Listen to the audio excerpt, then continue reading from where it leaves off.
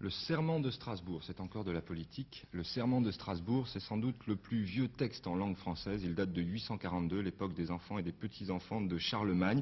Et il prend acte de la partition dans l'Europe de ce qui deviendra la partie française et la partie germanique.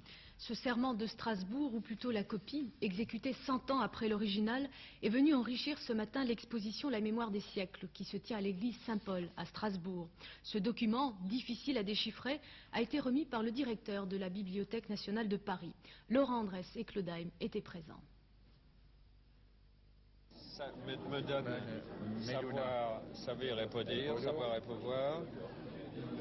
Ainsi je sauverai et celui-ci mon frère, mon frère Carlo, oui. Son frère salvardis, on doit sauver son frère.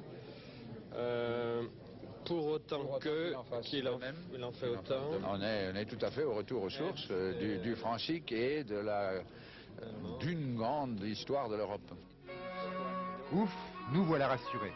Jamais Charles le Chauve et Louis le Germanique ne se feront la guerre.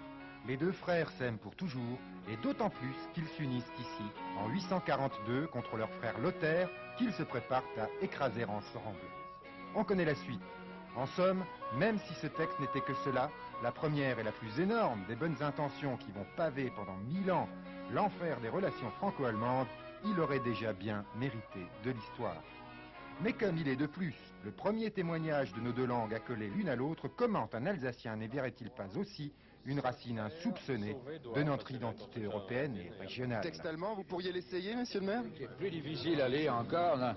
In Gottes Mina. Alors, j'observe que ce Mina fera plaisir aux Rhinois, n'est-ce pas? In Gottes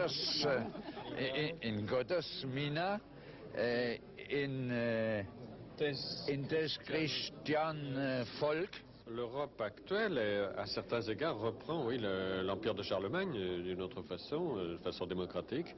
Donc, si l'on veut, c'est un retour à Charlemagne, c'est aussi un retour au serment de Strasbourg, dans la mesure où le serment de Strasbourg est une tentative d'entente confédérale, d'Europe des nations, en quelque sorte, mais enfin, les circonstances étaient différentes.